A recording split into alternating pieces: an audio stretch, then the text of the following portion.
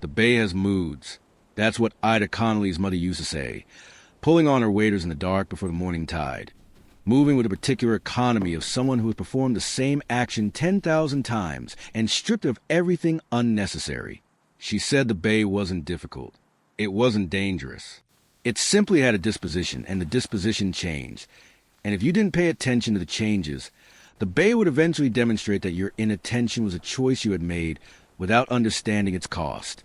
Ida was 66 years old. She had been paying attention for 32 years. She had inherited the geoduck and crab operation from her mother in the spring of her 34th year, when her mother's knees finally refused the work that the rest of her was still willing to do. The handover had been characteristically brief. The dock lease, the trap permits, the key to the aluminum skiff, and a green canvas journal that her mother had been keeping since 1971. Your grandmother told me things about this bay. Her mother had said, I wrote them down. Now you write down what you see. The bay will tell you things too, if you let it. Ida had been letting it ever since.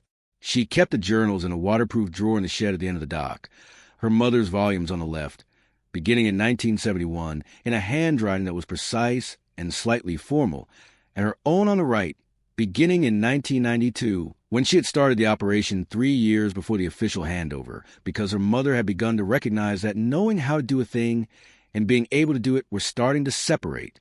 53 years of entries. Water temperature, bottom condition. Species present, behavioral notes, weather, what was the same and what was different. The behavioral notes were the part that mattered most. Not catches, not revenue, behavior, what the Dungeness crabs were doing, where they were doing it, and whether what they were doing matched what they had done in the same season across previous years. Her mother had told her, the crabs know the bay better than we do. They live in it. When they change what they're doing, they know something we don't. Your job is to figure out what. The Dungeness crabs have been moving, not dramatically, not all at once, but over 4 consecutive seasons. Ida had been logging a change in where the crabs concentrated during their summer molting period. Dungeness crabs were particular about molting location. They needed stable substrate, undisturbed bottom, the kind of firm sand and gravel that didn't shift under them while they were vulnerable. For as long as her mother's journals covered, the summer molting aggregation had centered on the deep water of the Central Basin, in the zone between 20 and 30 feet, where the bottom had historically been firm and the currents were gentle enough to let the soft-shell crabs recover before they needed to move again. In the 4th year of the change, the Central Basin aggregation had essentially disappeared. The crabs were in the eastern shallows. Not all of them. The population was healthy. Her trap pulls were consistent. The animals she was catching were well-fed and robust. But they were not where they had been. They were where stable ground was. And stable ground was no longer in the Central Basin. She had written this conclusion tentatively in the summer of the 3rd year, and more firmly in the 4th. But she had written it before she knew why it was true, which was a part that her mother had always said mattered most. You notice before you understand, and the gap between noticing and understanding is where the work happens. She was still in a gap when the aquaculture permit application appeared in the county's public notice.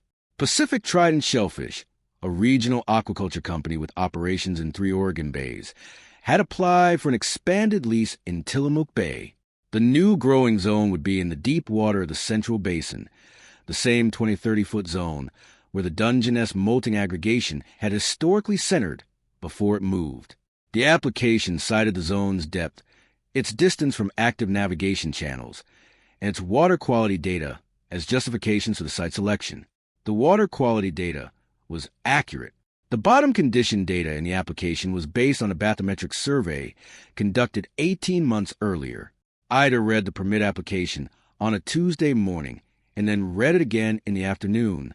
She was not immediately alarmed. She was not immediately anything. She opened her mother's journals to the 1978 entry, the one she had been thinking about all year, the one she could not quite make fit with everything else she was observing, and read it again. Her mother had written in May of 1978, cold water anomaly in the Central Basin again, baitfish behaving strangely over the usual position, circling, not feeding, moving up from depth. Grandmother said this happened before, that there was a spring-fed seep somewhere on the basin floor, that pushed cold water up in warm months. Said the crabs liked it in summer, that it kept the bottom cool when the surface warmed. Grandmother passed last year. Writing this down so I don't lose it. And then, in a different ink, probably added later that same summer. Anomaly present again in August. Same position. Same behavior from the baitfish. A spring-fed seep on the basin floor. Her grandmother had known about it. Her mother had written it down. Ida had read it many times over the years, and each time she had filed it as an interesting observation, the kind of thing that explained a behavioral pattern without becoming urgent itself. Until now it was urgent, because if the seep was real, and if it was still active somewhere on the basin floor, and if the crab movement she had been logging for 4 seasons was related to a change in the seep's position, then Pacific Trident was proposing to install anchor lines, grow out cages, and a processing float directly over a cold water feature that the company's 18-month survey might have captured at one position, but that her family's 53 years of observation suggested did not stay still. She did not know this yet, not for certain. She was following a line of inference that ran from her grandmother's report to her mother's 1978 entry to her own crab movement data, and the line required one more connection she couldn't make from the surface of a skiff. But the baitfish had been wrong over the central basin for 3 seasons. She had noted it each time without knowing what it meant. The baitfish circled above the usual position in a way that suggested something below them was different. Not the depth, not the temperature at the surface. Something at depth. Something her instruments didn't reach, that the baitfish were responding to with the same instinctive precision they used for everything that mattered to their survival. She had attributed it to current variation, then to water temperature, then to prey availability elsewhere in the bay. She had been wrong each time. She was not certain she was right now, but she was close enough to feel the shape of the thing. She submitted a public comment to the Oregon Department of Agriculture during the Aquaculture permit review period. She included her crab movement data for seasons of log molting aggregation positions, showing progressive shift from central basin to eastern shallows. She included the relevant entries from her mother's journal, the 1978 cold water anomaly notation, the grandmother's oral report of the seep, the baitfish observations. She wrote a cover letter explaining the connection she believed existed between the crab movement and a possible migration of the cold water seep from its documented position. The permit reviewer, a marine scientist named Dr. Ames from the department's Coastal Fisheries Division, contacted her the following week. He was careful and methodical, and he said the crab movement data was the most interesting part of her comment. He said the cold water seep documentation was, in his words, historically significant but operationally uncertain. He could not build a regulatory objection on oral tradition recorded secondhand in a private journal, however extensive the journal was. He said the permit would likely be approved, but that he would flag her comment for the department's monitoring record. Ida thanked him. She hung up the phone. She sat in the shed at the end of the dock for a long time. She was not certain she was right. That was the honest part. The crab movement was real. She had logged it across 4 seasons, and the data was clean and consistent. But crab movement had multiple explanations, and she had already been wrong twice in this investigation about what it meant. The baitfish anomaly was suggestive but not conclusive. The seep was a decades-old observation passed through 2 generations of family memory before it was written down. Maybe Pacific Trident survey had the basin floor right. Maybe the seep, if it still existed, was stable. Maybe the crab aggregation had moved for reasons that had nothing to do with the seep at all. She opened her mother's journal to the page she had been reading for weeks. She read the 1978 entry one more time. Then she read the entry directly below it, from September the same year, that she had been overlooking because it seemed like an afterthought.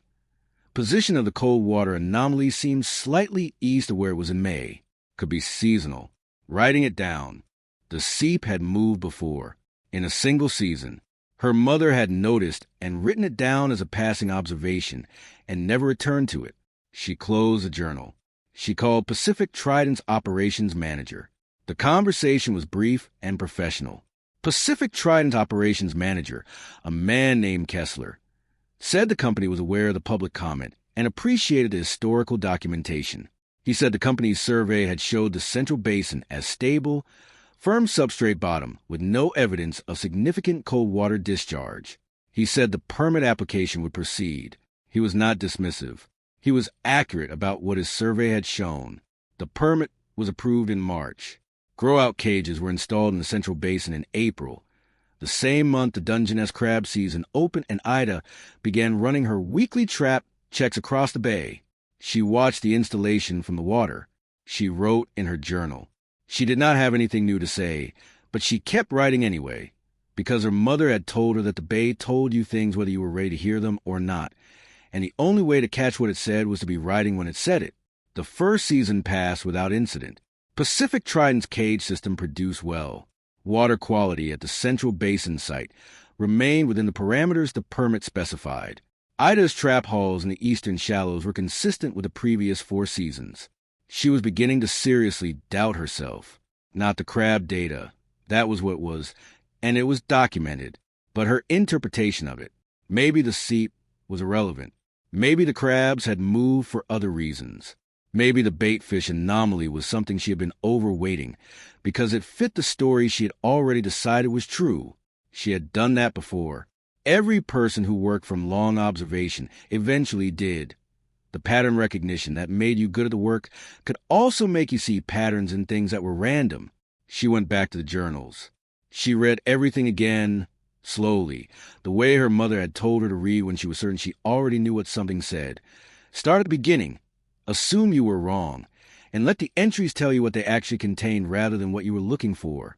What she found was not what she expected to find. In the entries from the 3 seasons before the crab movement began, there were 7 separate notations about baitfish behavior over the Central Basin. She had not been reading them as a sequence. She had been reading them as individual observations. As a sequence, they showed something she had not registered. The anomaly position had been shifting.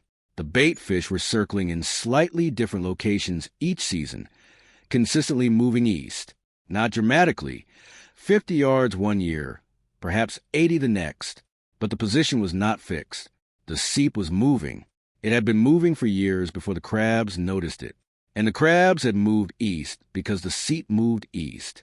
She wrote this down. Then she called the Oregon Coastal Management Division. The division's coastal oceanographer, a patient woman named Dr. Fontenot, came out on a Thursday in late July. She brought a temperature probe array, a series of small instruments designed to measure water temperature at multiple depths simultaneously. She lowered the array at 6 locations across the Central Basin and the eastern margin, recording the temperature profile at each station from surface to bottom. At the 3rd station in the eastern margin, approximately 80 yards east of where Pacific Trident's western cage line was anchored, the temperature profile showed an anomaly, a cold water intrusion at the bottom, several degrees cooler than the surrounding basin floor, detectable between 30 and 40 feet of depth. She moved the array to the 4th station. Then the 5th. The anomaly was consistent across 3 stations in the eastern margin.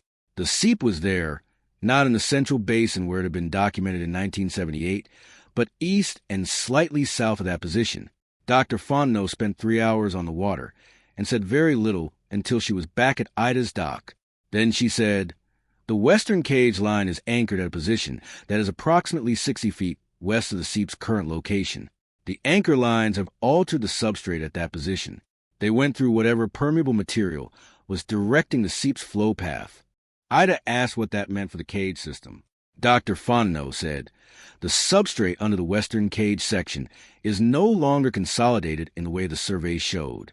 The seep is redirecting. The anchor disruption created a new pathway for the cold water, and the cold water is taking it. In the zone beneath the western cage line, the bottom is destabilizing." She said, "The cages on the western section are going to start settling. It may take another season to be visible, but the bottom isn't holding anymore." She looked at Ida's journals, which Ida had brought to the dock.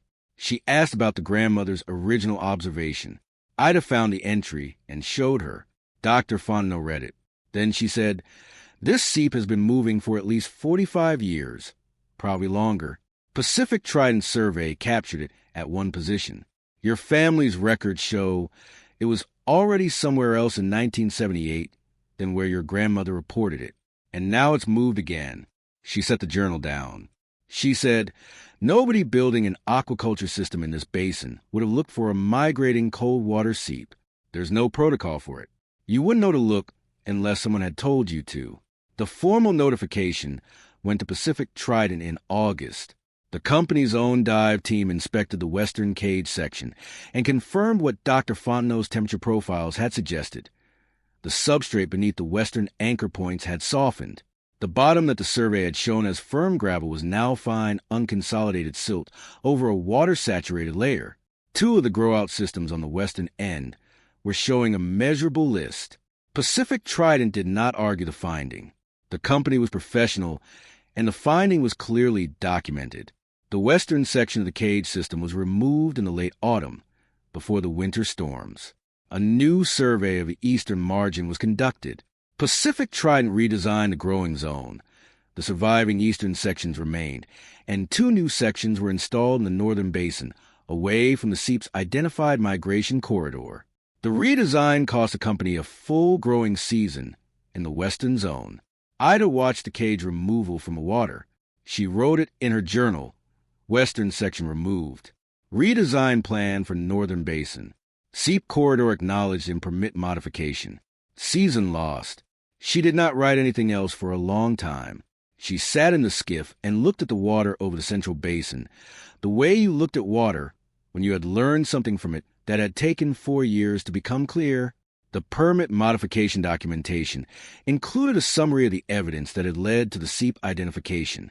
Dr. Fontenot's temperature profiles, the dive team's substrate assessment, the Pacific Trident Survey's original findings and their revision, and in an appendix note that Dr. Fontenot had insisted on including, a citation to the primary source material that had first identified the seep's existence and behavior.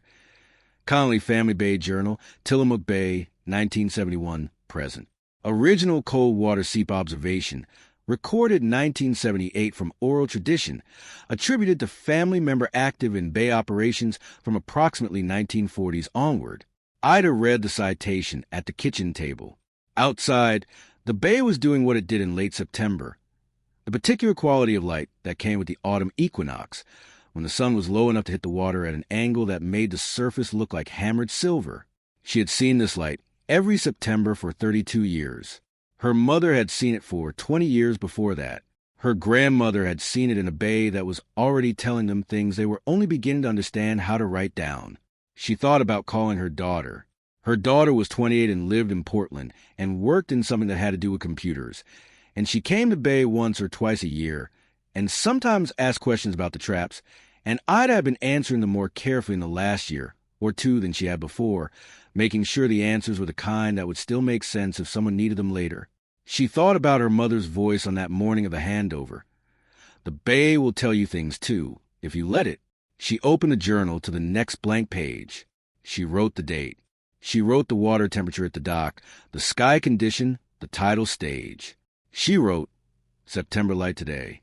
The kind that makes the central basin look like it has a different bottom than it does. Crabs back in the eastern shallows. Western cage system removed. Seep confirmed. Migrating corridor documented. Bay told us. Writing it down. She closed the journal. She put it back in the drawer beside her mother's volumes, where it fit between the 2 of them the way it always had. Her own handwriting alongside her mother's. The categories the same, the attention the same, only the dates different. She went out to the dock. The bay was moving the way it moved when it wasn't performing for anyone. Slowly, purposefully, in small increments that added up to something larger than any single tide. The water over the central basin had a different quality than it had in the summer, a cooler darkness that suggested the bottom beneath it. The seep was there, still moving east, still finding its path through the sediment at a pace that had nothing to do with any human schedule. It had been moving since before her grandmother found it. It would be moving after Ida stopped watching. The only question was whether someone would be writing it down.